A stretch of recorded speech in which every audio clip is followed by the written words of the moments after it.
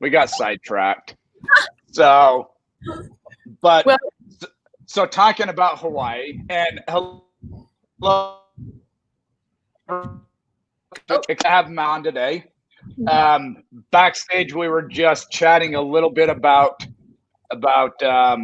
Hawaii, just briefly, and then a little bit about our schooling and what we went to school in and our professions. So that's kind of catches you up a little bit. Mandy, you had an unfortunate incident. You've got to share because everybody's going to want to know what happened now.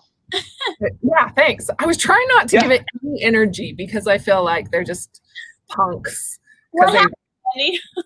Someone broke into my car. I went out this morning to take my kids to go boating. I was taking them to drop them off at like 7 this morning, and someone had broken into my car, and everything in my car was spilled all over my car. I had like these little bags of toothpicks. They even dumped that out and sprinkled it in my car. But I was saying that I drive a little Volkswagen Bug, and the trunks are tricky to open, and so they couldn't get into my trunk. There's not a button to push or any like unlock buttons, really. It's all on your key.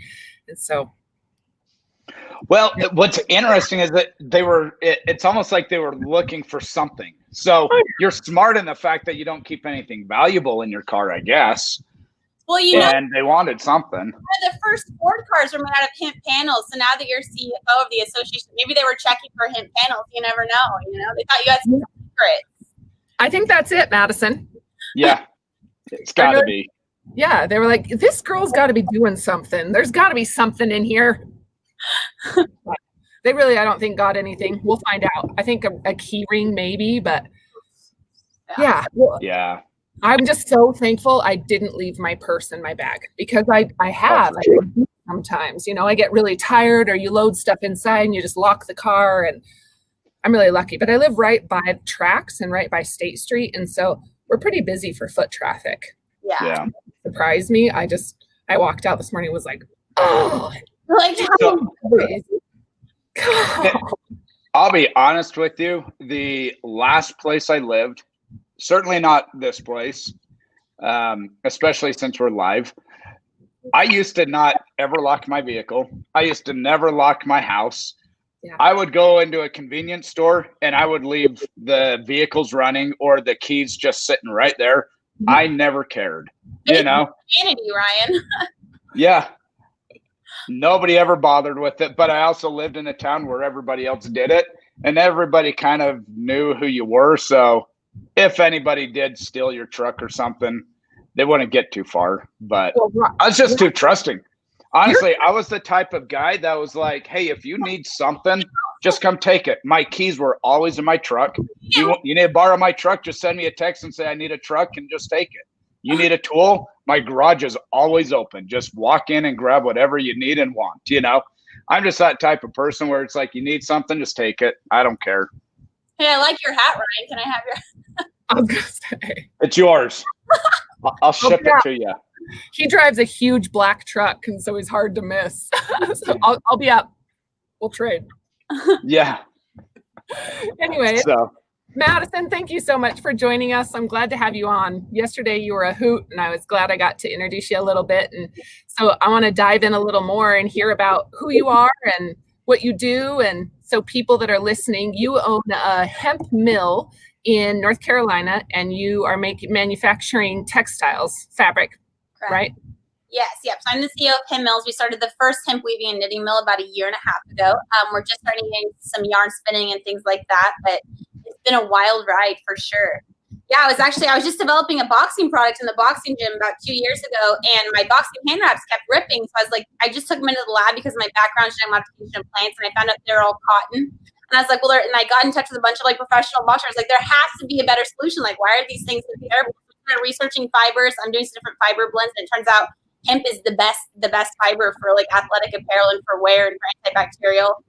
So then, I reached out to every mill internationally. I went to a bunch of universities and things like that, and nobody knew how to weave or work with or innovate with hemp. So the decision was to start America's first hemp weaving or knitting mill, or abandon the project. So we just went ahead and took it on. It's been quite a ride ever since then. Okay, so I hear from a lot of people, and you know this is my passion. People that know me know this is my passion. But what are some challenges that you experienced and were able to overcome as you did this? Because when I start talking to people and I say, well, I'm in the hemp industry or I'm really passionate about manufacturing hemp, they say, oh, you smoke? Or, oh, you take CBD? It's a completely different. I mean, it really comes down to education, Madison. So what have you done to really grow and get to where you're at? Yeah, so actually when we first started, I moved out to North Carolina because that's where hi John, so that's where the whole textile industry is. North Carolina, I mean, we were the head of the cotton industrial revolution over here. So I moved out to North Carolina about a year and a half ago and brought on all the other textile engineers that came out of cotton or synthetics and were really passionate about it. So it's kind of finding the right people and then we had to learn how to work with him. So it was 8 months of intensive R&D that we were not expecting. We started off with some really, really terrible yarn here. I'll show you. This is the yarn we actually started weaving with. You can see it's very hairy. So I was not expecting to have to innovate the process of wet spinning hemp yarn in order to get it through the looms refurbished to get him through that. So I was not expecting to have to innovate the yarn, renovate the machines and everything like that. Yeah. Okay, so when after you've gotten to where you are now, kind of tell me what you see moving forward and where are you at as far as production and what do you see most? This is a lot of questions. I have a tendency to do this, but you go ahead and then I'll finish my question. I always forget. Go ahead. I was right now. Okay, so right now we're at North Carolina. North Carolina, we still have all the textile engineers here still. A lot of them are just starting to retire and things like that. These textile engineers are they hold all the industry secrets on how to weave and knit in America. So we're bringing some people who just retired, who are out of mills, who closed down their mill because they're over, and we kind of re-energize them on. We're like, hey, we need to keep this intelligence in America. It's like an industrial revolution. So we're bringing on younger kids. Our weaving mill and knitting mill is actually sober. We work with kids from rehab and stuff like that, ironically enough, doing hemp. So awesome. we're able to help a lot of people there. We're opening up a facility in Haw River. So that's going to create about 16 jobs. Most of the jobs are being created by mills that have shut down because they were doing synthetics and things like that. They got right out of business. Yeah, we're able to create jobs for people who lost their jobs due to outsourcing and things like that. Wow. Yeah. So what type of products are you guys looking at creating in the near future? Yeah, so we've kind of already created it here. We're working on, this is like a denim. We've worked on this. It's absolutely gorgeous, 100% hemp. We're really proud of that.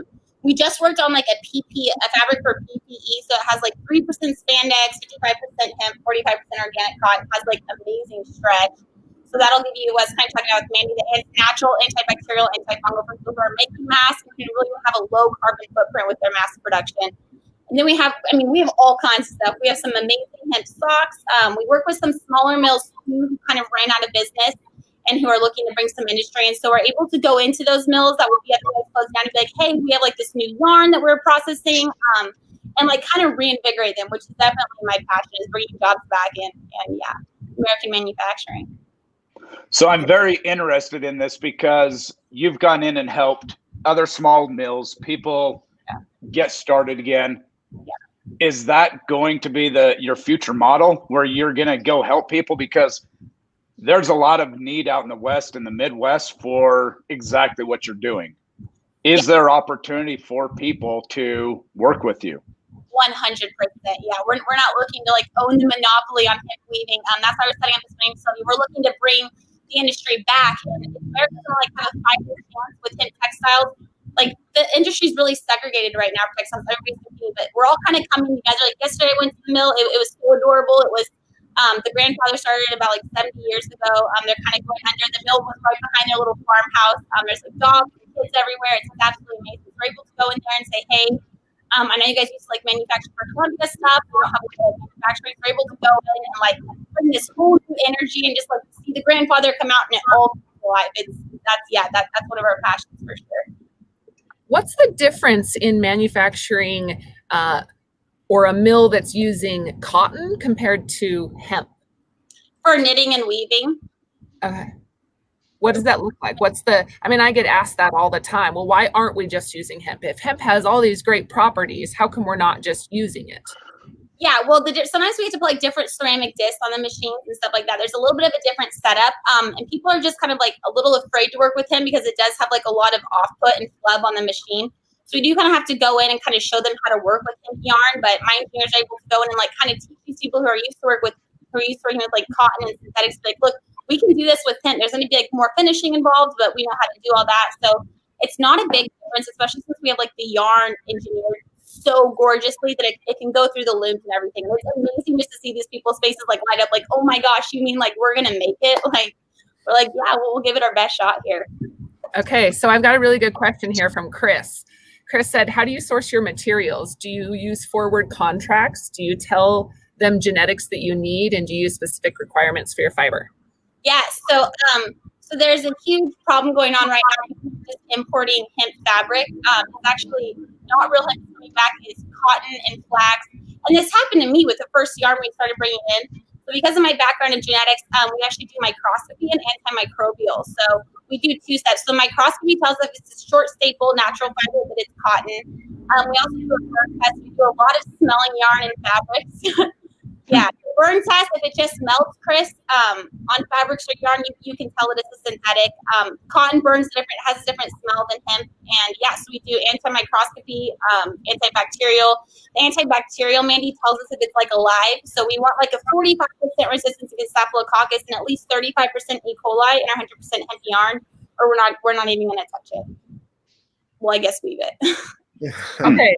So when we talk right now, you're buying the hemp fiber that's already been broken down. Correct. Right? So, you're not buying hemp from your farmers. You're buying hemp from a manufacturing facility that's broken it down and sent you based on your specs that you're looking for. I think this is really important because I think this is a piece that has to be, installed in the United States and around these mills so that you can keep our supply chains within the United States. And it goes back to where I look at value labor and education and economic development, right? We're now able to keep our product in the United States, American made, start to finish. Yeah. It makes a great cover crop. So we're working with farmers, thousands of acres, giving them a way to make more money in off season. That's why we're working on opening up this in the United States. We don't have to be importing yarn from Romania and Spain and things like that. We just have it all here. That's the goal. So Chris had made a comment, but I wanted to ask you this. So he just wanted to clarify here. So you are buying the yarn in bulk, but not the raw materials. Is there a future where you guys would expand so that you can take the raw materials and then manufacture it into what you need it to be? Yeah, and I saw talking about decortication facilities. There are decortication facilities in North Carolina, Utah, Northern California, New York. Where we're looking at opening these spinning facilities. Wait. Did I just hear you say there's a decortication facility in Utah? Yeah, there's some hemp processors, yeah, but they're in Utah. All they have is like a hay baler. So they're putting it through like a hay baler and they're putting it in bales. So that can go into animal bedding right now, Mandy. But it's just right. It's like a hay baler that they have like rigged up to process. Yes. Yeah, for like animal. I thought you were telling me something, and I almost had a heart attack. I was like, I have to hunt these people down. Where are they? Yeah, okay. But So the facilities, they're starting to open up as far as people we can work with to be able to spin the yarn. Yeah, but right now we're importing the yarn. It's not something we want to do. So we first learned out how do we weave and knit hemp. We had to learn how to do that in America and train all our people, and it was a really intense process. Now we're like, okay. So I brought on the people, and now we're like, we're going to spin hemp and like be able to buy this fiber from the farmers at a higher rate. That they're selling it for about 60 cents a pound now. What if we can give them $2.30 a pound or something like that if it is going to be induced in yarn? So that's what we're looking to do. Yeah. So we've talked a little bit about your expansion, and just to make clear that your end goal really is to bring this all in-house, right? But for people that don't know, our textiles industry pretty much has died off out of North Carolina. And so this is a big movement that you've made. And we talk about jobs. 16 jobs is a lot for these facilities. Yeah, and these are people who are unemployment now because textiles was their life, and when their mill shuts down, it just like takes the life out of everybody. So yeah, so the knitting facility, we already have about 10 employees. We have sub people in sobriety. We train all these younger kids with the engineers who have retired. So we make sure that we're keeping this intelligence going on for generations. So yeah. I'm dang excited. Okay, so I'm going to go back to a little bit of your professional expertise, because you studied plant genetics. Yes. Are you looking at doing any genetics with the plant to improve on the hemp fiber? Are we looking about, I'm sorry, can you cut out for a second? Are we looking about? I think our bandwidth is weak because we keep flipping out, and I don't know if it's better if what we can do. John, do you have any suggestions? That's just what StreamYard does. Only one person can talk at a time. Otherwise, the microphone will be. No, you're fine. You're absolutely fine. It when two people talk, what it'll do is it'll mute one while it'll play the other. So you're good. Ryan, ask your question, and Madison, you can go again. So let me ask this again, because your history, I shouldn't say your history, your schooling background is plant genetics. Yeah. With what you're doing with your company here, are you looking at doing any plant genetics to improve on the hemp fiber? Yeah, well, the great thing about hemp is that it's a weed, and as it is, we don't have to add in plant genetics or really any hemp breeding. There's some strains that are coming in from Ireland, but there's no really. It is called a weed for a reason. It grows in areas anywhere and everywhere. Yeah, so there's no really genetics that are needed, which is the glory about the hemp plant. So as far as my genetics, I'm probably not going to get in the lab with the hemp plants. It's pretty much ready to go as long as we can set up the processing post. In North Carolina, they're growing a couple strains that are working right now. It's about a 14-foot long stalk, extremely narrow. The farmers we just kind of have to go in and teach them how to ret it and put some microbial agents on it. So in retting, it's like having it sit in water, microbial, so it kind of breaks down, turns a little bit green, then we can put it through the spinning equipment without it having any of it. Can you explain that piece? I think that this is really fascinating, and understanding the difference, because I dove in for about 6 months to learn the extraction process, and this is totally different. Oh, so you can teach me, Mandy. There you go. Yeah, so retting, currently when they're pulling the hemp for like CBD and other like oil processing and animal bedding, they just take the stalk out and do some other things they're not involved with. But what they're doing in like Romania and Spain, like the main hemp processing facilities, is you have to ret it. So retting is when you pull the stalk, you just stack it, and it can be like 15 feet high, and you sprinkle some like microbial agents on it, like I don't want to say like mushroom powder, but it's some microbial agents to kind of break it down. And then it sits in the field. It's no more production. They don't need the facility. It just sits in the field for about 3 weeks, and then they would put it through the decorticator, which is you can kind of like rig up like a hay bale or just to process it through, but it just has to ret. It's not expensive for farmers. It can sit on their property. It just has to ret and kind of soak so we can put it through the spinning facility. It breaks it down, basically. It decomposes it all on its own. And of course, it depends on what you're taking the stock apart for, right? And I think that if we can put a facility in where we're pulling every single piece of that, there's a lot of product that can be made from that stock. Mandy. Yeah, and we can even there's the equipment already in America, even for the spinning facility. I mean, we use all old equipment. I'm like scraping rust off mainly when we get it. We retrofit all old equipment, put new ceramic discs on it, which I love too, because we're not like manufacturing a bunch of new equipment and metal and things like that. But there's the equipment already ready that we can put on the farmers' properties so they can ret this and then decorticate it on site. And we're talking like a sub 3,000. For them to be able to ret it and produce it for fiber and get more per yard. Well, okay. So tell me about you touched on this just a little bit, and this is something that I am pretty passionate about on our supply chains. The value of buying and knowing where your supply chain is, and touch on some of the things that you have found as you've been in this and ran tests on other products that are labeled as 100% hemp or labeled as an antimicrobial hemp product. What are things that we as consumers need to be aware of? Yeah, Mandy. So kind of the example of what happens is the client will send us a sample of like their hemp fabric. They're like, hey, I'm buying this from China. I really am passionate about U.S. manufacturing, and I want you guys to make this for me. Can you make it this exact composition? Then I kind of get on a phone call with them. I'm like, hey, so we put this through the lab. We did the burn test, and this is actually 50% polyester, 50% cotton. And these business people who are distributing are just like, they are shocked. They're absolutely devastated. Like, what do you mean I've been selling fake hemp fabric? So I think the consumer just needs to be aware where you're sourcing it from. If business people that are using hemp fabric are super passionate about using real hemp, and just to make sure you're getting it from people who are testing their hemp fiber and who are just as passionate about you. And why? Tell me why, for listeners that don't know. And again, I think people get tired of me shoving it down their throat as to why they should use hemp fabric. But why, Madison? What's the value to a hemp-based product versus a polyester or cotton product? Yeah, so hemp is 8 times stronger. It's 4 times more moisture wicking. It uses 50% less water to grow than cotton. Cotton, which was shocking me when I first started, is responsible for like 45% of the global pesticide use. Like when you go to the farmer's market or the grocery store and you're checking if it's like organic, like certified organic on your apple, your clothes are actually coated in pesticides and insecticides so much more than a non-organic apple. So I think I got off topic with the organic apple, but no, that's exactly that's what I'm, you put it into perspective for us. We can sit here and talk about, it's antimicrobial, but so what, right? What's the value? Why should I grow it? Got it. Yes, I didn't mean to interrupt you. You're okay. Go ahead.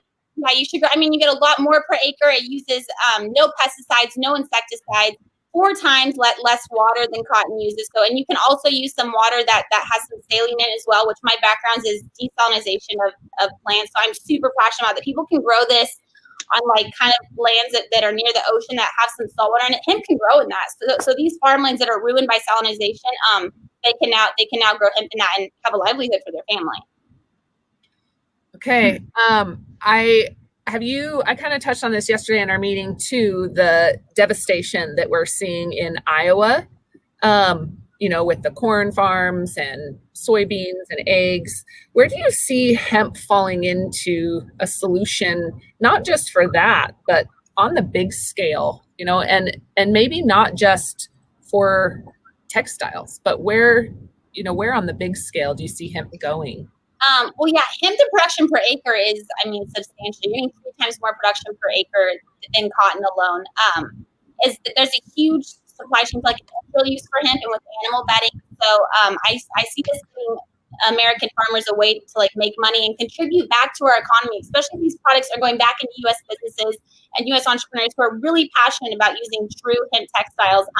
Not only helps the farmers, but it helps like American small business owners and entrepreneurs to really know their supply chain, know their farmers. Let's like farm to table, let's do like farm to textiles or farm to fabrics. So you can really know your hemp farmer, know your hemp business owner, and things like that. That's where we want it to go. I want to ask you something here. Just looking on your website, I wanted you to just teach us a little bit. Let's make an argument here for hemp versus synthetics. You talked a lot about hemp versus cotton, but how about hemp versus synthetics? Yeah, so synthetics actually, they're based. So the price of synthetic fabrics and synthetic yarn actually deviates with crude oil because it's made out of crude oil. So synthetics are made with thousands of harmful chemicals, some being linked to breast cancer. They're man-made. They're made with petroleum base, so they're really bad for the environment, have a large carbon footprint. They're responsible for 20% of the world's water pollution. So those synthetic fabrics, just like how plastic is floating in our ocean, these synthetic fabrics, I'm not synthetic, but synthetic fabrics do not break down. So they're just floating in our ocean. Contributing to that. And also they hold bacteria so they don't breathe. They cause sweat to be trapped. It breaks my heart when I see like baby diapers or baby fabrics be made with synthetics and cotton, because that's holding bacteria, like contributing to diaper rash and things like that. I want to be educated on like, hey, you can put healthier fabrics on your kids and have a healthier lifestyle by just converting over to real natural fabrics. Okay, so you touched on this again, back to PPE. Right? You say antimicrobial and it's not holding bacteria. I've read a lot of articles lately about young kids, having lung infections because they're wearing these masks that the more I'm educated, the virus is real and the mask is helping, right? That's what I'm seeing.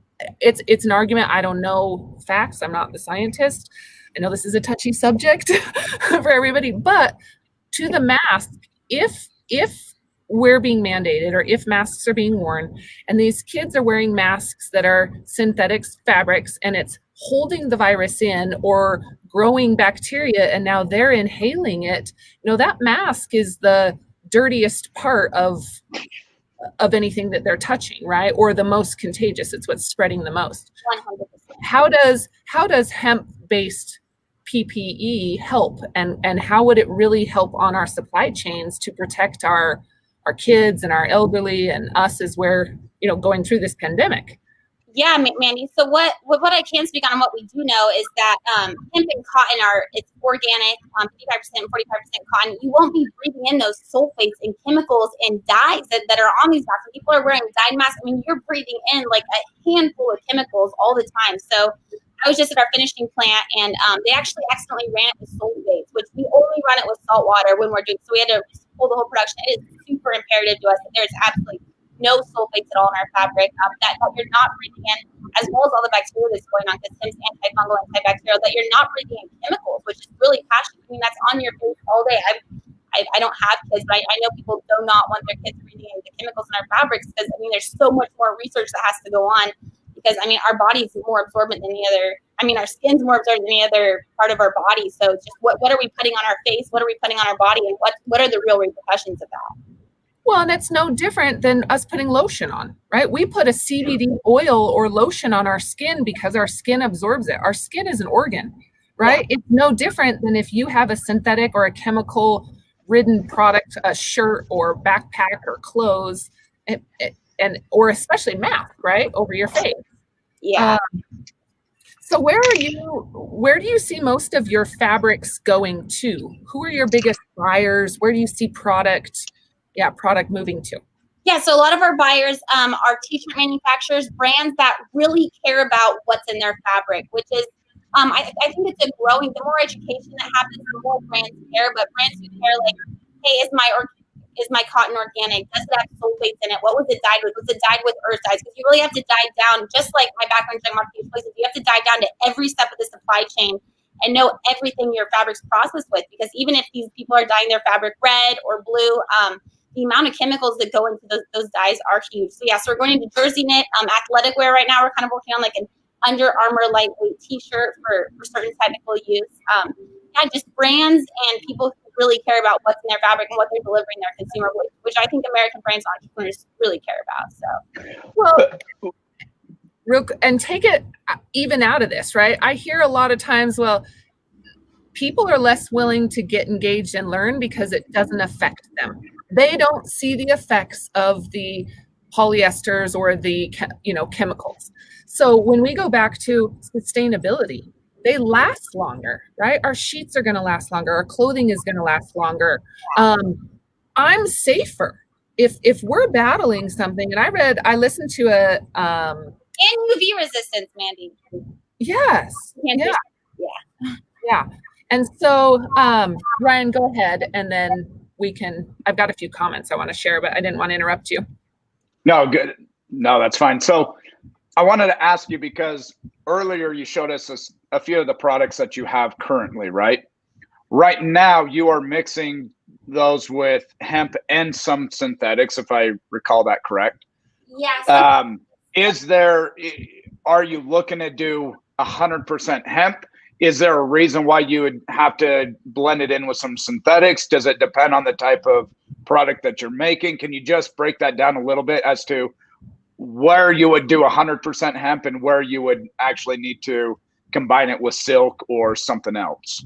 Yeah, Ryan. So when we do use synthetics, we use synthetics like Revitalizing spandex. Revitalizing spandex was developed to actually dissolve and have a 100% biodegradable. So when we do use synthetics, we make sure that we're tracking the supply chain. We're in touch with the manufacturer. We make sure that it's still going to be biodegradable. We keep the synthetics really low, about 5% or lower, just to add some performance quality to the fabric so we can get more brands adapting over to hemp.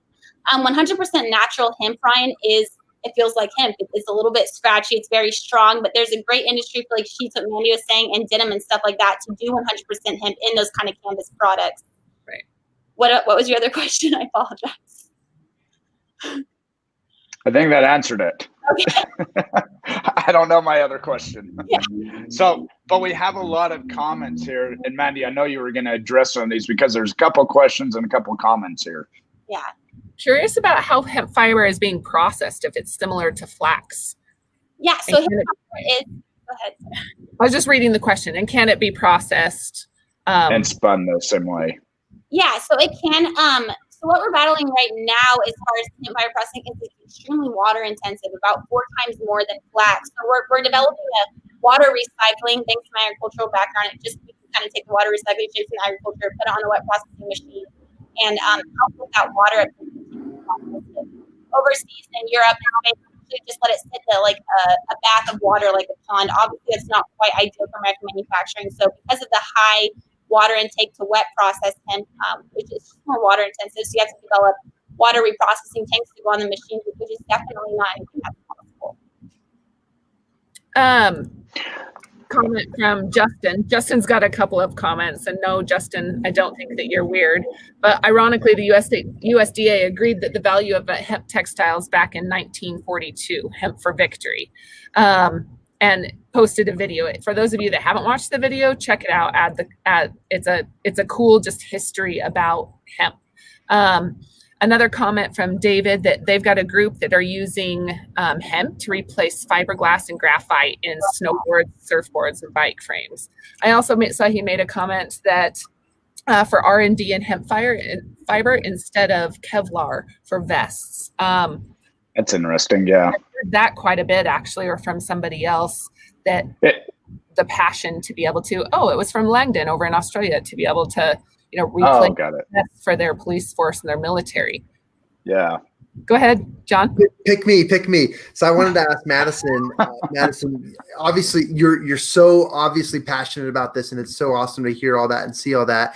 You've probably got an eye for some of the innovative next generation products that are going to be on the market here in the future, or some of those things. What are some of the innovative products that you see hemp really infiltrating into our markets, and some of the things you're most excited about? I mean, obviously your products, but what other things do you know are coming down the pipeline that are going to be next gen and innovative that you just are super excited about?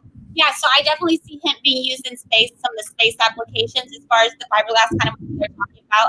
We've had some people, we help a lot of people source like small hemp particles and stuff for different R&D projects. We do see some people working on it in space, which is absolutely incredible. The natural antimicrobial, antifungal properties do great in space because the vacuum in space, there's no coating, so it can't be blown off. There's no antimicrobial and antifungal properties, which is absolutely amazing. It's just natural. So yeah, we see some cool things in space. I'm just really excited about hemp giving farmers an industry to kind of combat on it. The low water uptake helps bring California farmers to an amazing opportunity to create an industry. That's kind of what I'm really excited about, is working with the farmers and just making it capable for all these American entrepreneurs and businesses able to use hemp, because we'll be sourcing it from the U.S. and kind of know all the components that we're buying it from. So, question he wants to know: is it weird for wanting a hemp business suit made out of hemp? And I say, heck no, I want one too.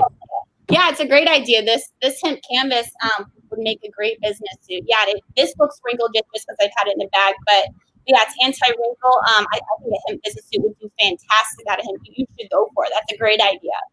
100%. Yeah, and hemp dyes better than any other because it's really water absorbent. It's 4 times more water absorbent than cotton. It is the most dye-friendly fabric, which is what brands and manufacturers love. It's going to hold your colors. So what people don't know is they hear that hemp's really hard to work with. The fabric's not dyeable. No, it's really dyeable and holds color. So your denim, some of the first Levi's jeans were actually made out of hemp. So it's going to hold that color of denim better than cotton, and really give brands and manufacturers an up on quality. Okay, so I'm not sure if we touched on this earlier when we were talking about where big product is moving to, or where you see a lot of it going. So what the big brands, why we're not working with all the big brands yet is there's a thing called the SAC, which is Sustainable Apparel Coalition, the big index. They want to see the yarn processing coming from America and don't have the carbon footprint of importing yarn, which is exactly what we agreed with. So the big brands, big manufacturers want to see the hemp processing plants next to the people who are making the hemp surfboards, possibly. Let's have them close to the farms, the decorticating plant. Let's build these businesses around where the processing plants are and kind of, have a little, I don't want to say village, but the manufacturers close to the processing plants like they're doing in Spain or Europe with other hemp. So yeah, the processors just need to be closer to the manufacturers, and all these businesses are 100% possible. That's what the big brands want to see, is they want to see the hemp yarn coming from the American farmers.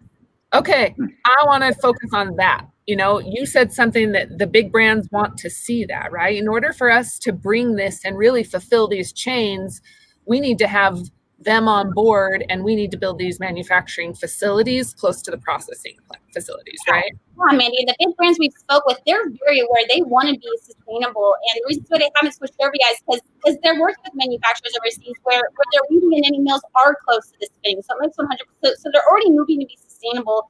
They really want to support American manufacturing, but they want to see us close to the farmers, close to decortication, and all of that. So yeah, the big brands are on board. They just want to see the infrastructure close to the manufacturing.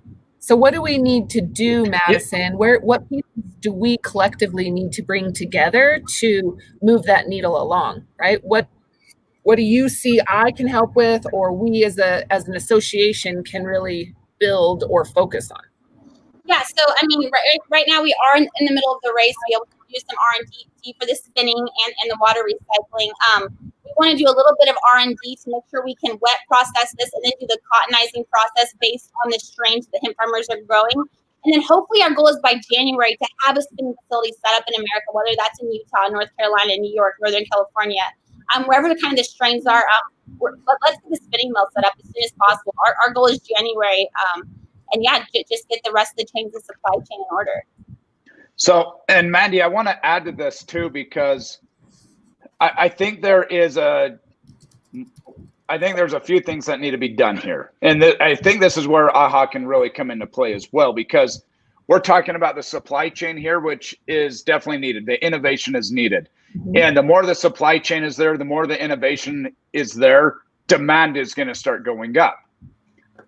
If I'm thinking as a farmer, though, and correct me if I'm wrong, I could be wrong on this, but I do believe that even hemp fiber is not backed with like farm aid.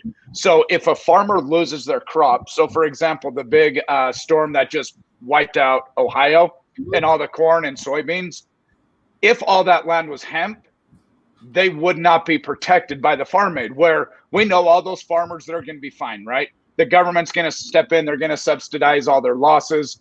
They're not going to, they're not going to lose out this year because they're going to be subsidized. Had that been a hemp farmer, this would be a very different story for them, and they would lose everything. I know just on my farm alone, we lost $50,000 in plants that we put in the field because a storm came through and wiped out the field. So firsthand, I understand that, and I get that. I think one of the things that does have to happen is we have to also look at the growers themselves and how to protect their interests in this as well, and provide that same aid that other farmers get with corn, soybeans, potatoes, whatever the case, so that it's here too. Because I think you would have a lot of farmers that would jump on board knowing that there is that insurance backing them. Maddie, do you want to add to that real quick? Because this is a topic that has to change, that AHA has to come together and focus on this need at the root of the problem, right? Yeah, Ryan. I think the manufacturers, everybody involved with AHA kind of brings in, whether it's percentage of profit, and does a relief fund until the government passes something to do. One of the things that breaks my heart is when there's a little bit of fraud that goes on in the hemp industry and spinning, when people tell farmers to grow a bunch of hemp and then don't actually buy it. So I think AHA gets involved with like a relief fund to help farmers when that happens, whether we donate a percentage of profits, which we would love to do, because we do want to support farmers, and we just help them out with a relief fund to make sure hemp farmers are supported. Well, and I think that, a big value add to an association or to a collective group, right, is knowing where the resources are. There are insurances for these crops. It's just knowing where they're at and who provides them, and what's available. But to everybody. And what's the cost of those too? Right, right. And maybe that's something, let's focus on that. I'll bring some insurance groups on because I think this is something that insurances, companies, big brokers, banks, real estate, large real estate companies are starting to come into the hemp space knowing that this isn't going away. There's so much more opportunity than the health and wellness side, that the real opportunity is in sustainability, the education, the economic development, bringing our supply chains, and the labor. I mean, the more and more that I read, Madison, this is a labor issue and bringing our workforce back to the United States. Yeah, Mandy. I mean, it is not uncommon for me to be knocking on people's doors who are retired from the textile industry and being like, hey, you guys want to get me involved? Like, I'm done with weaving and knitting. Like, I'm tired of the aesthetics. I'm like, no, it's a textile revolution, guys. Like, it truly is. It's like the processing of hemp is really like the processing of the congen. It is. I believe it is that huge, and America has a shot to be a huge textile exporter domestically and internationally. We have a shot to compete. So yeah, Mandy, absolutely correctly. It's getting our workforce back in the mills, which they're always like, oh my gosh, this is sustainable. We're not lying about the fabrics. It's low water usage. So yeah, it's bringing that labor force back in and training the younger guys on how to weave. And people absolutely love learning to weave in it. They love it. So yeah, this is something else. I have to make a comment real quick because I'm just envisioning Madison bringing the fun back in the industry because she's so passionate about it. Where a lot of people are like, just waving yarn, whatever, And she's like all passionate and all excited about it. That's so cool. She's bringing the fun back to the industry. I like it's a bit scratchy, but we can do this. And so that reminds me of like when you buy a wool jacket or wool socks, who wants to wear that? I mean, come on, let's be honest. It's scratchy. It's annoying to wear. Nobody likes to wear it. And that's why we go after the cotton and the synthetics because it's soft and it's more comfortable. But I love how you've been able to figure that out to make it smooth so it isn't scratchy. Yeah, Ryan. And now there's technology and spinners all across America that are doing this is recycled cotton. So this is old cotton t-shirts that they chopped up, made into yarn. So to blend it, you need to blend hemp with recycled cotton, organic cotton, recycled polyester in order to make it soft to wear. It's 100% possible. And people, we're not the main innovator here. People have innovated how to recycle cotton and polyester, and we can blend that in to make this a fabric everybody can use. Okay, so I've got a couple questions I want to bring up.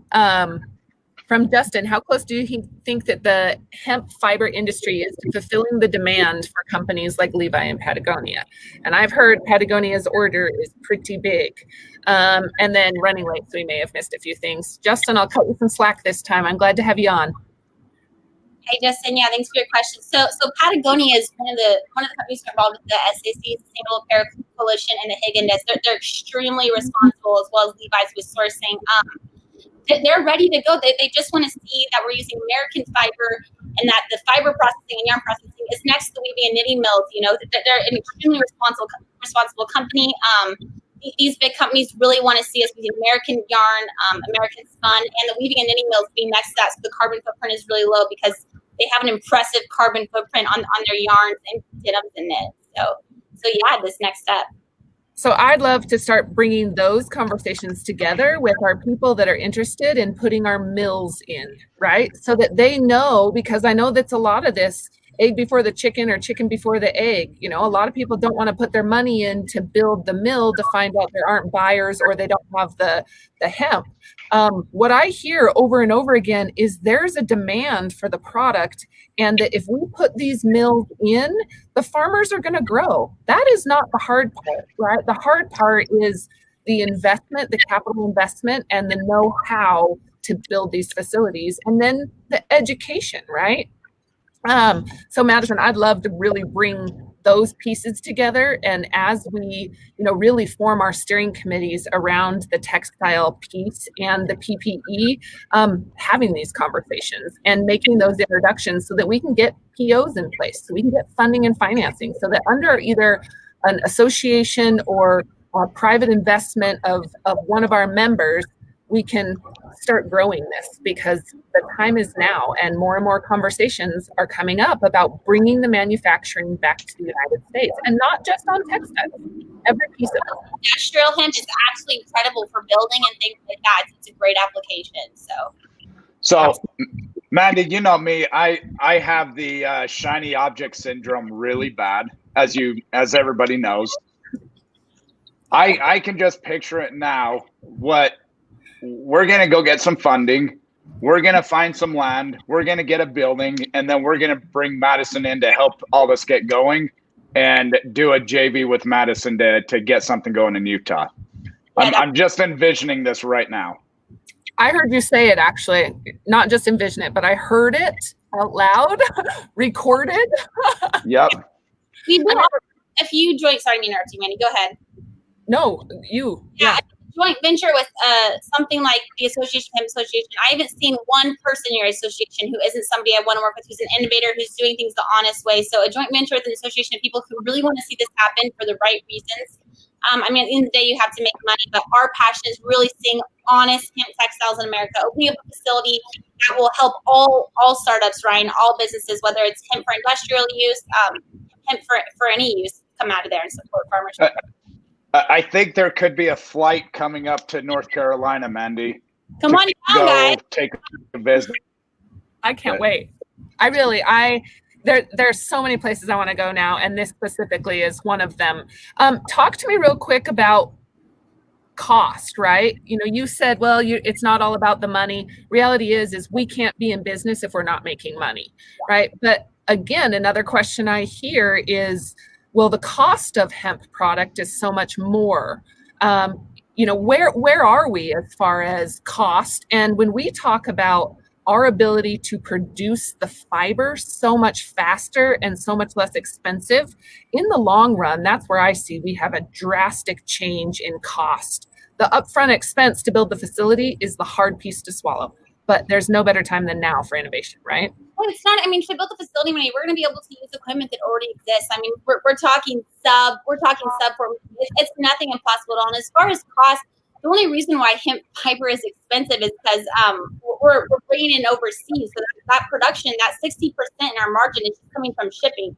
Hemp has 3 times more production per acre than cotton. Hemp textiles will be cheaper than cotton textiles, last a lot longer, and give manufacturers clothing they can sell at a lower cost. It's a bit of an illusion that hemp is going to cost more than cotton. It's going to be less for sure. Good question. Yeah. Right here. Out of curiosity, is your facility on or near a rail spur?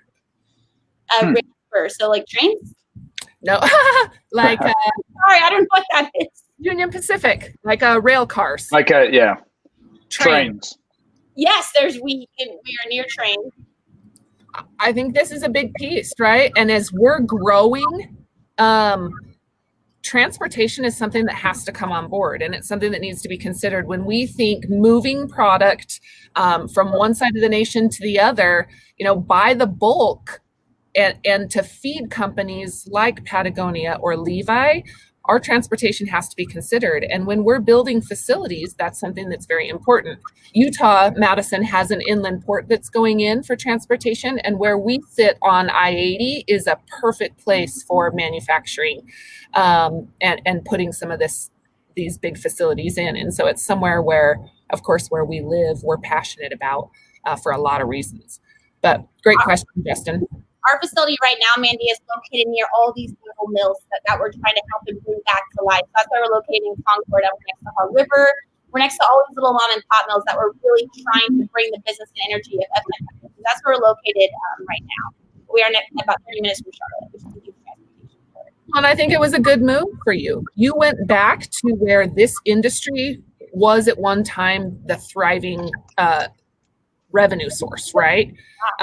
For North Carolina. And so being able to go back, and you've probably eliminated a lot of costs being able to revitalize mills instead of having to go in and recreate them or rebuild them. So it makes sense, right? Now, where else are our mills, and where do you see a footprint for an ideal partnership or an ideal second or third growing locations?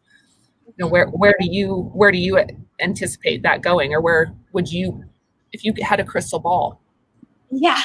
So right now, our next knitting mill is going to be located in Hog River. That's just because I know those guys really well. They're brilliant. They're brilliant weavers and knitters. So we're going to go over there, revitalize that mill that's shut down. There's about 16 employees that are waiting, and then over to Utah, New York, Northern California, all over. Woohoo! Very nice. Right here, Justin is very well connected, great person for you to know, and maybe a great resource for any of your farms that you continue to work with when we talk about the batch tracking. But he said he'd reach out. Madison, if people want to get in touch with you, I shared your website and your name, but what else would you like to share? How do people reach out to you and get in touch with either you or anybody in your company for questions or purchasing product, so forth? Yeah, so we send out samples. We next day samples to anybody who's interested in hemp fabric, seeing what real hemp fabric feels like. So even if they're just interested or looking to buy or just kind of want to feel what hemp yarn seems like, you can get in touch with Allie. Her email is sales@hemphemp.com. She does a great job of talking to clients, people who are interested in hemp. People are like, hey, is my fabric, is my t-shirt really hemp? We'll take a look at it, send it to the lab, but let you know kind of what's going on and what are the next steps. Even though we're a bulk manufacturer, we offer fabric in small bulk. So we're talking if you need a yard or one bolt, we're not going to hit you with high minimums, and we really want to see this happen. So yeah, my email or Allie's email, Madison@hemphemp, however we can help. That's great. Justin, I'm going to take you up on this. He told me he'd pay me every time I say anything good about him. But you guys, I cannot tell you how grateful I am for the people that we've been able to meet doing these lives. Madison, you're a gem, and I'm so blessed that we got in touch. And everything that you share and your passion and your goals. I heard you say something else, and I want to just point it out. This is an opportunity for you to make a lot of revenue. You didn't say that, but I know that, right?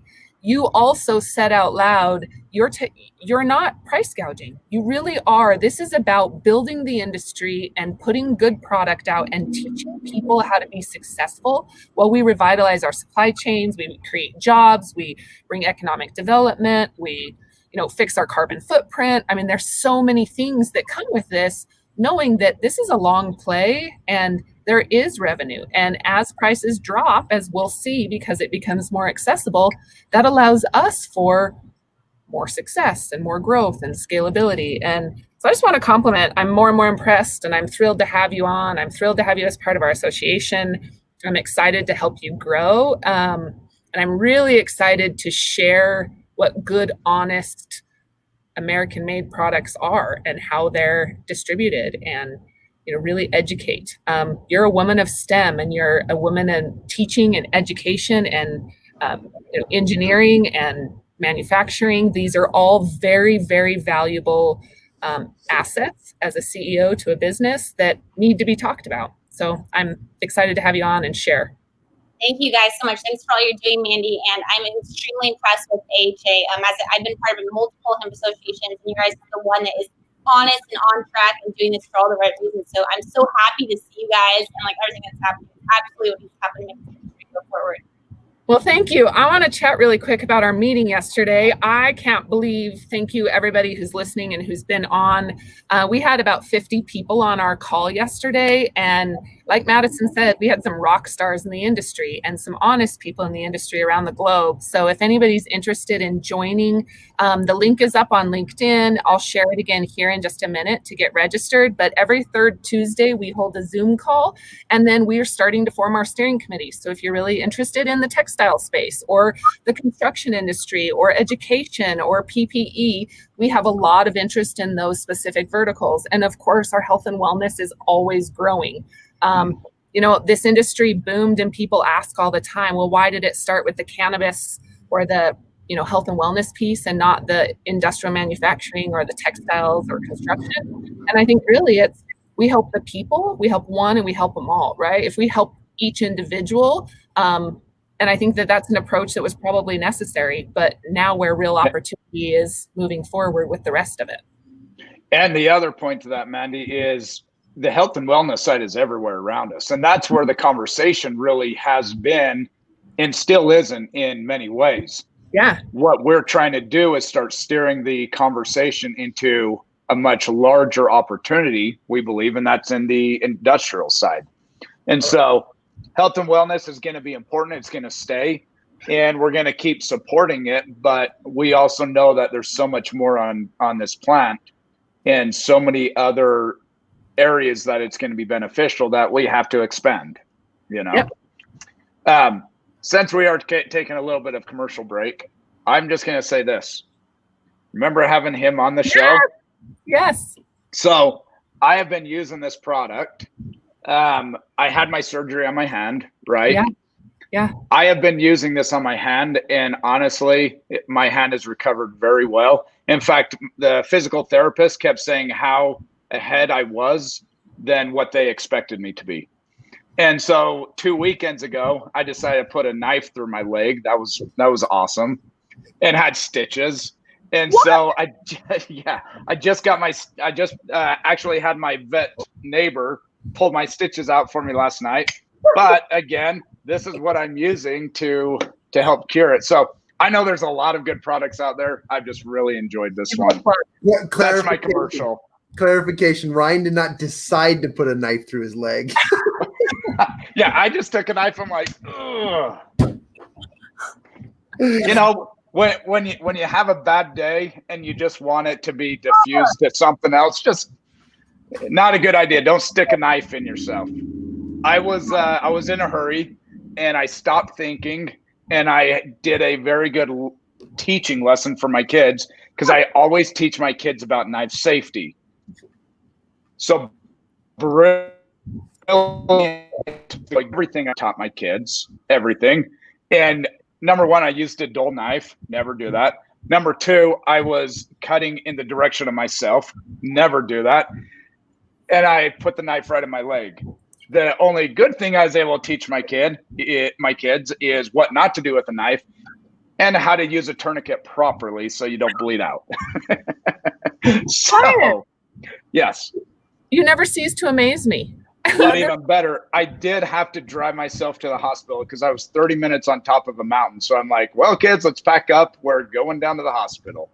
Oh, my God. And it's okay because that took an hour. And then I took them back up to finish our camp out. Your hunt? So.